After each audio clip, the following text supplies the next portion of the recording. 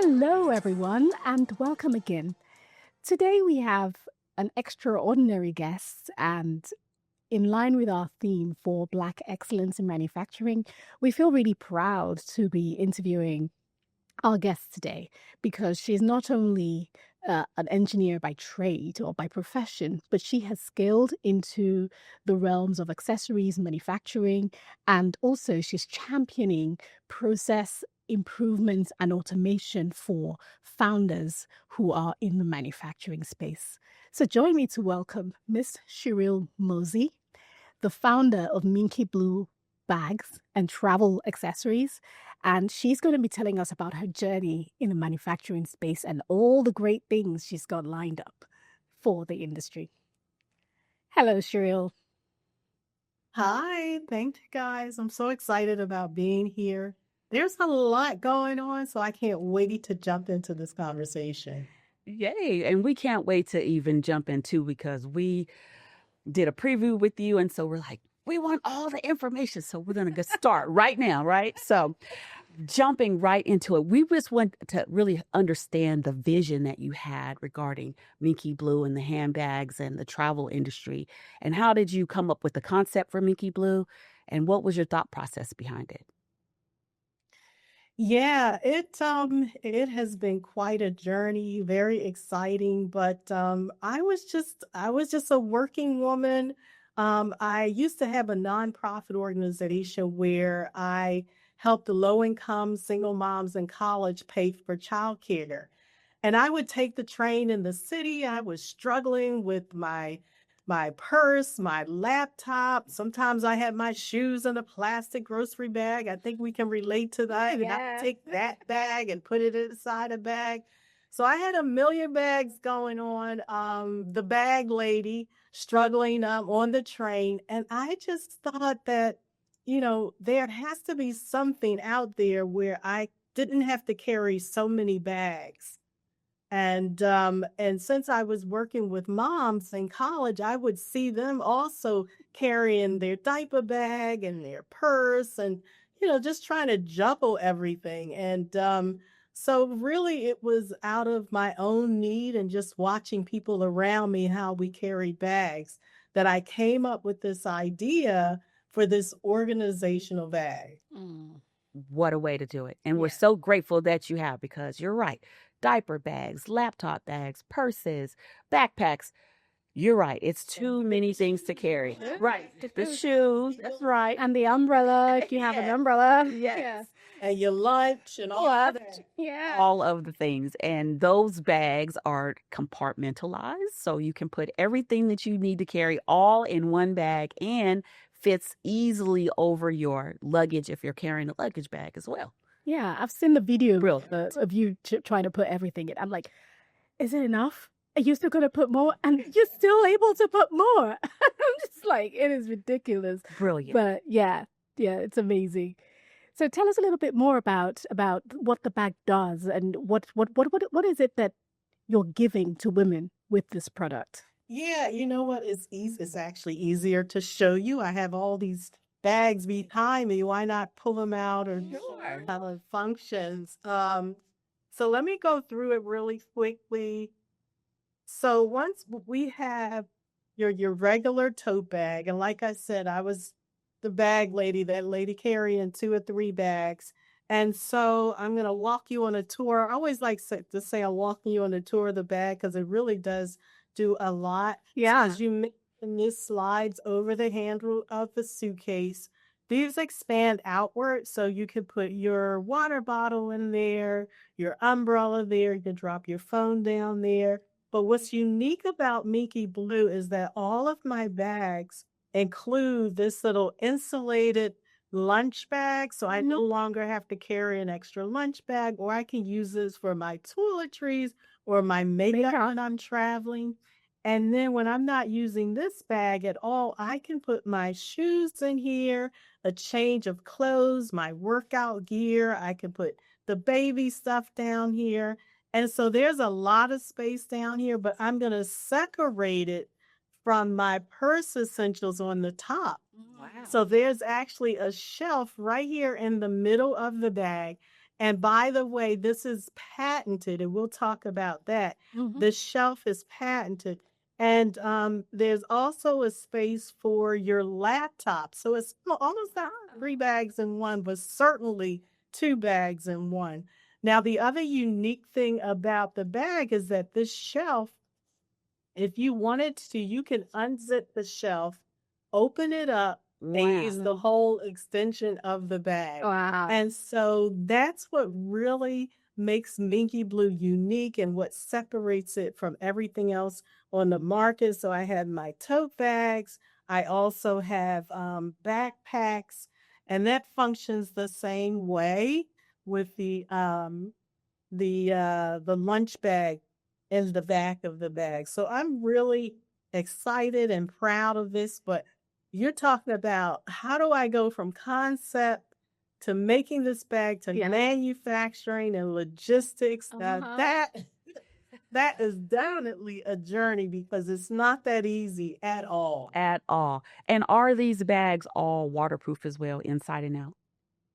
So they are water resistant. I don't say waterproof, but they are water resistant. They are made of nylon. The inside is not, it has a fabric, Gotcha. a twill fabric in there. Yes. Yeah. Smart. Very just brilliant. Right. And that's just the way that it goes, right? We're finding more and more as we're speaking to business owners and, entrepreneurs, they're finding solving problems is where it starts. Everyday problems. Right. And usually it's your own problem, right? It was your problem that you saw the need for carrying so many different bags. But then you look around and like you said, you saw that there were other mothers and students and other folks that are also having the same exact problem. So to entrepreneurs, it's like start with solving a problem. And if you can solve a problem for the masses, you're already well on your way to a successful business. So thank you for sharing that inspiration. Yeah. So to get a little bit deeper into the conversation, so much is going on in the world and in the economy and all that. So how has this past year, with the challenges of the tariffs and supply chain and all that, how has that affected MinkeeBlue? And what are you doing to get past it all? It's a loaded question, huh? Yeah, I've seen your post on LinkedIn. Oh my gosh. It's number one is something that I can't control, and unfortunately is controlled by one person. And so it not only impacts my industry, but it impacts industries across the United States, industries like farming, if you're making bedding or toys or accessories, and in my case, anything that is brought into the U.S. now has a tariff, and the baseline is at 10%. And what makes it difficult for me and a lot of businesses is that there's no stability. Everything changes, and we just don't know when things are going to change. So it's hard to plan anything. And so the impact for me is that I'm not producing anything because I manufacture in China. And we had actually started looking at moving from China to Thailand. And I had started getting samples from Thailand and all of that. But tariffs are on everything, but they keep changing. And so it's really, really hard to plan. As a matter of fact, the trade war with China is expected to go to 100% in a few weeks if anything doesn't change. So how can you do that? How can you survive as a small business and pay 100% tax on something? It's like you're paying for the product all over again. Right. So it's really crazy. It's difficult to plan. And for me, I just decided that I cannot produce anything at this time. So I'm really working through or selling through the inventory that I already have. Gotcha. That makes sense. Yeah, it's a sensible move, but when I look at your product, I'm in awe at the amount of science that is behind it, right? You just said it casually. Oh, you've got a zipper here, we got nylon here, and stuff like that. But, but you and I know that it's a lot of science that's gone underneath that. So tell us about that and tell us how you managed to figure out this is what I want. This is what the solution is going to be. This is the product I'm going to put in place, and this is how I'm going to secure my IP for that science. Because everybody cannot tell the thought process, but anybody who's been in manufacturing, engineering, chemical industry would be able to understand. So tell us about that journey and how you patented and got to this point. Yeah, I when I thought about this idea and I thought about the industry of, the handbags, I just knew that I didn't want to start a handbag business that was already, saturated. The handbag industry is already saturated. And for me to come up with an idea for a simple bag with just an open tote that my competition would be out off the roof, right? And so I decided that if I was going to go into this industry, I needed to differentiate myself from everything else on the market. And I knew that I wanted to be able to carry my lunch and separate from my purse essentials, and I wanted to be able to carry my shoes. Like I wanted compartments in my bag. And I actually, I will show you my sample bag because, we come up with an idea and we really don't know how to get from or how to go from idea to the product. Right. And so there are a lot of iterations. Like, how do you actually, I came up with this idea, but how do you make it? Like, that's where people get stuck, right?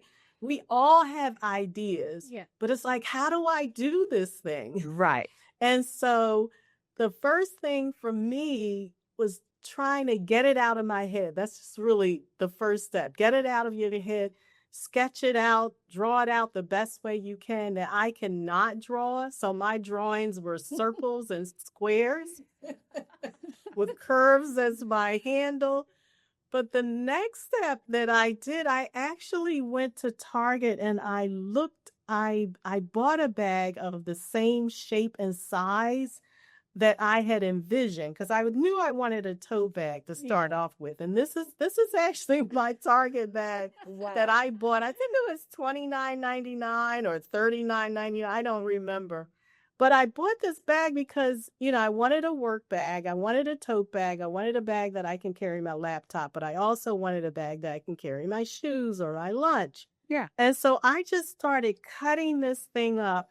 So I started cutting it up on the side. I'm going to show you this guy. So this is my process. I started cutting it up on the side. So I said, oh, maybe I can put something in here and go that way and close that up. And then I started there. And then I started cutting it up in the back. Look at that. So maybe I can cut it up in the back. And then I went in my kids' room and I got this fabric out here. And you can tell I don't sew, right? So I can't even sew to make a better. So I got this fabric. And this became my little lunch bag. And I'm going to show you, because I can't sew, let me see. I use cardboard. You can see the cardboard in there. Wow. I use glue and staples to put this together. The creativity. So this fit right inside here. So that became my little lunch bag in there. And then I thought about the shelf.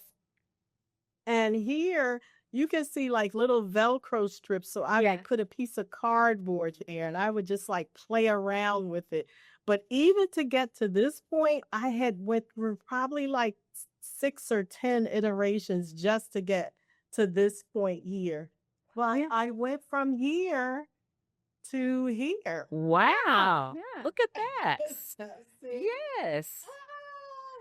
and Just that's physics right there, because in my head I was thinking strength and I was thinking rigidity and I was thinking, all the concepts just going in my head. And I'm like, yeah, but you had to prototype it first to get to the point where you could envision what you want. And then it's a case of then going to find the right fabric substance to help you to achieve that look. So amazing.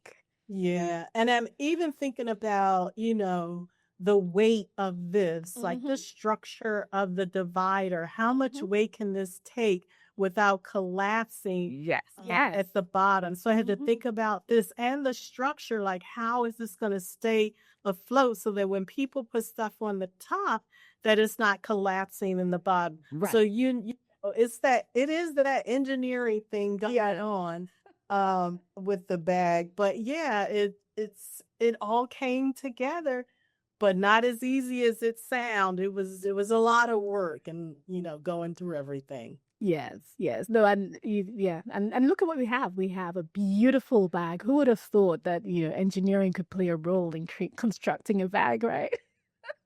Yes, there you go. There you go. Sometimes the creative process isn't pretty, Mm. right? You had to cut up Right. the Target bag and make your makeshift lunch bags and, go through that whole process. But look at how the ingenuity that you used. Yeah.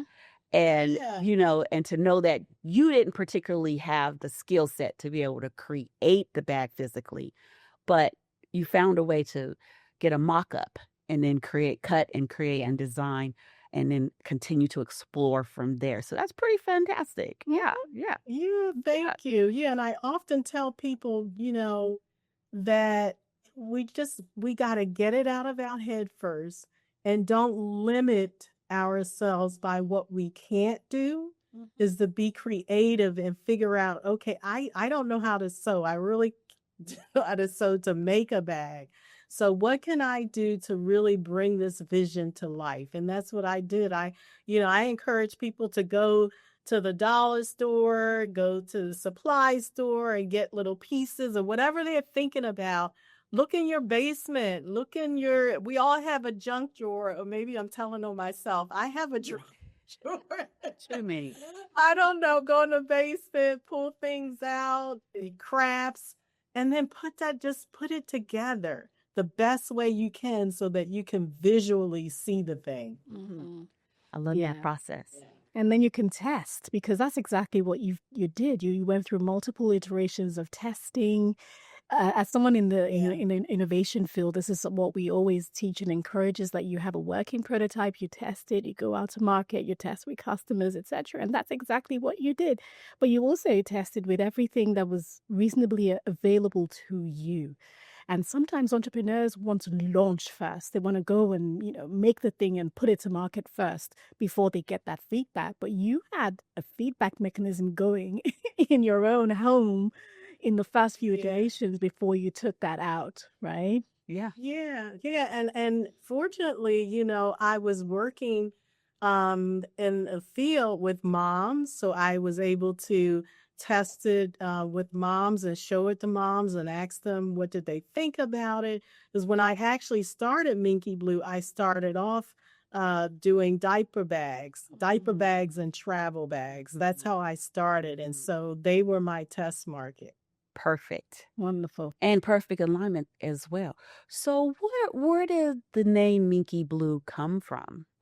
What was the thought process behind that? Yeah. Yeah, so since I was working with moms in college and I started off making diaper bags, I really wanted the name Pinky Blue. It just made sense. I liked the sound of it, Pinky Blue, but the domain was taken. I was like, oh man. And then I literally, because I like the sound of Pinky Blue, I literally went through the alphabets. I said, Linky Blue? Nah. Kinky Blue? Oh no, that's a whole nother business. And then I landed on Minky Blue, and that was it. That was it. No long drawn out months of trying to come up with the name. Yeah. That's how it happened. I'm glad I was able to get the domain. Well, Yeah. there you have it. There you go. That's the deciding factor. And I love how engineers, y'all's mindset. We're going to start from the beginning, A, and we're going to go all the way through the alphabet to Z until we find one that actually works. So I'm glad that definitely worked for you. You've also won some awards with this innovative product. You want to talk about some of the awards that you've won and the spaces that you've been in with MinkeeBlue and where it has taken you this far? Yeah, it's been an amazing journey. I'm so blessed. And, it's all about perseverance and not giving up, even when things. There have been plenty of days when I felt like giving up and things just wasn't working out, but I've been blessed. I recently won the award Accessories Designer of the Year from the Philadelphia Philly Fashion Week. So I was excited about that. Congrats. And I've also been on the Today Show and runner up for QVC. So I've been on QVC to sell the bag. And the biggest win was a win with America's Big Deal. That was really, really exciting. It was a show that premiered a couple of years ago. So I was on the first show and I won the first episode. Wow. So that was so exciting. I won $100,000 purchase order with Macy's. Well, And so yes. now the bag is sold in Macy's. I remember that. I remember when you were stocking in the Macy's store, and it was just phenomenal to see, a Black-owned brand unapologetically, present, creative, showing up in Macy's. So congratulations for that. Yeah. Thank you so much. And like I said, it really is about perseverance and then having people surrounding you, cheering you on, being supportive every step of the way. So it does take a community to help you along the process. Yeah, and that's one recurrent theme we've seen with many of our business owners as well, is the power of community and how community has contributed to success. Yeah. Do you want to, Absolutely. can you tell us a bit more about that and on what the work you do in community? Because I think I found your brand in community too. I want to believe it was through the National Association of Women Business Owners or something like that. Or maybe someone mentioned your brand at some virtual conference we had in 2020. But and then since then I just followed and saw your brand grow and expand. But tell us more. Tell us about, the work you're doing in community and how that is helping to shape the next future of your brand.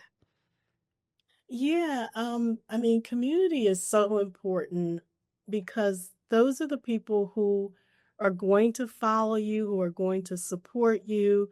And also I belong to communities who, because, I don't say that I know everything, so I often join communities so I can learn more about business, more about finances, network with other business owners. So I believe community is essential to success. And I'm proud to be a part of, a few communities. I was a part of SCORE for about 5 or 6 years, so I love to give back. I love to help folks wherever they are to grow their business because I benefited from talking to people and people that were further along than I was that helped me. So it's really, really important to stay connected to folks. Yeah, absolutely. Well, we want to shift the conversation a little bit more technical and advancements and technology. And how do you see utilizing AI either in your current role or how will you use it going forward with MinkeeBlue? Yeah. Want to shift Yeah, us I mean, that? AI is so exciting. I'm so fascinated. I just geek out about everything that's going on in AI. People say that AI is going to take over, we're all going to lose our jobs. And what I say and is often said in the industry, AI industry, is that AI isn't gonna take your job. It's gonna replace the people who don't know AI, but it's going to embrace the people who do. And so I am already on board with AI. I'm using it in my business. I'm actually working on a couple of things with AI. First thing is this I'm building out a SaaS to help e-commerce businesses get found on AI platforms. And then the second thing that we'll be launching in a couple of months is that I'm building out another SaaS to help entrepreneurs who have a product idea and want to bring it to market. I had a course a couple of years ago that it just took probably about 3 months to go through the course. And the whole idea was this 7-step process that take you from concept to finding a manufacturing, to working with the manufacturer, to logistics, to getting technical drawings and so forth. And so all that down the line, it took a while. But with AI, you can move faster. And so this platform that we're building, you can actually, take your idea, your sketch, and AI is going to help you navigate through all of those steps, but we're going to go through it much quicker. You're going to be able to search patents, trademarks, manufacturers in the US and overseas, logistics, and you're going to be able to go through that process much faster than you would if you were doing it on your own over a year or so like that. So I'm really excited about this AI tool that we're building to help folks who are interested in bringing the product idea to market. Yeah, and it's interesting because we kind of moved into AI, but at the fundamental of what you've just shared is your desire to educate and develop others, right? So it's going back to that community piece, and you talked about a SaaS solution, software as service solution, to help those in the e-commerce space, because we know that when you make something and when you put that on your shelf and you're trying to sell it, it does not mean that the business is going to come to you, right? You need to figure out how you are going to navigate the web of the World Wide Web to get the right customers. But you have walk through that path, and now you're creating a software service solution to help others understand e-commerce, which is a maze at best.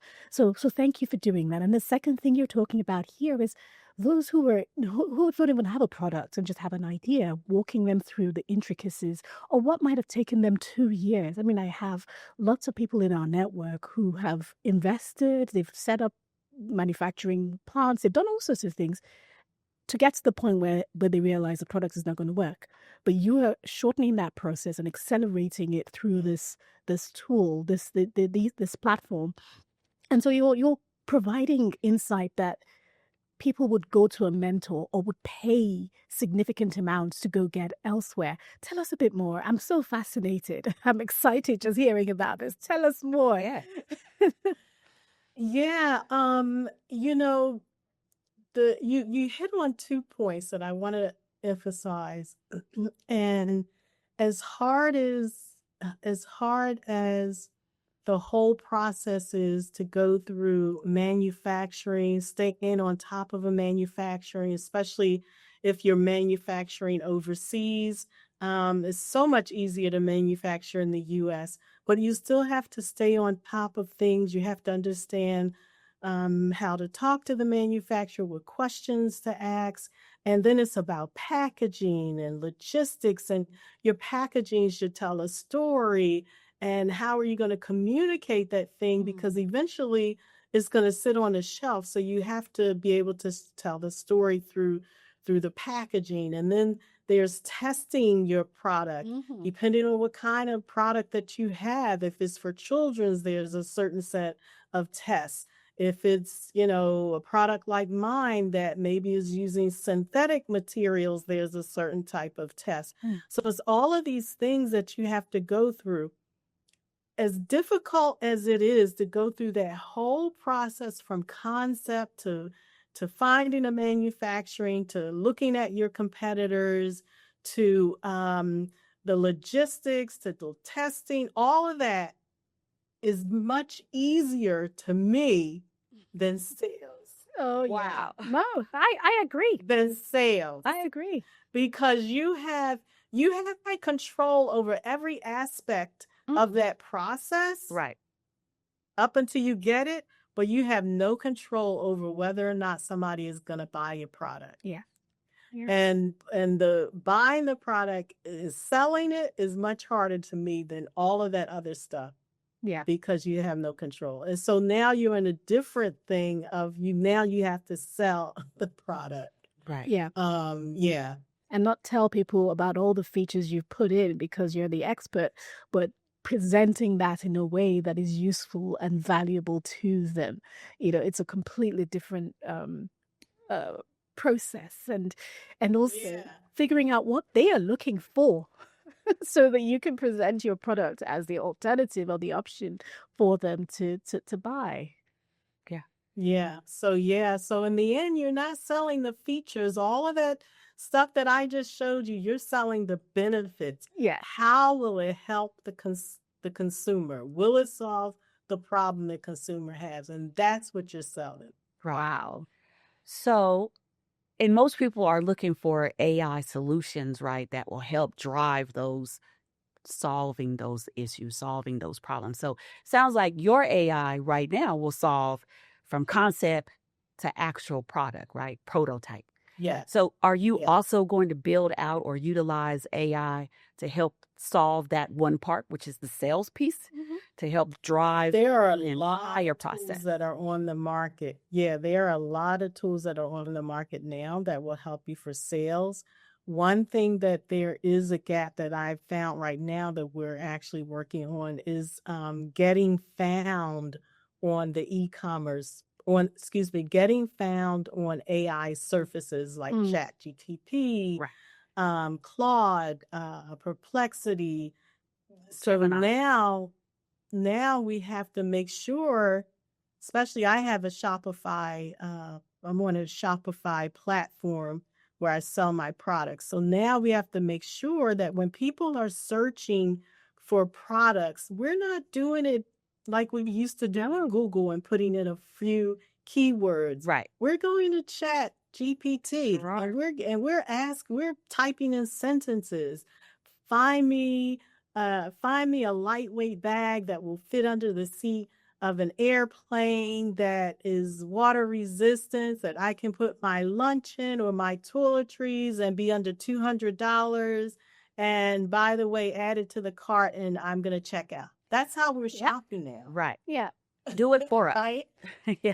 Yeah. For sure. It's so funny you said that because I teach a business masterclass on SEO, and that's one of the topics I bring up is that the way we search is changing. It's changing so much, and I'm so glad that you've picked up on that because people don't see that. And for a manufacturer or an entrepreneur who's starting out, you're already almost burnt out launching your product to market.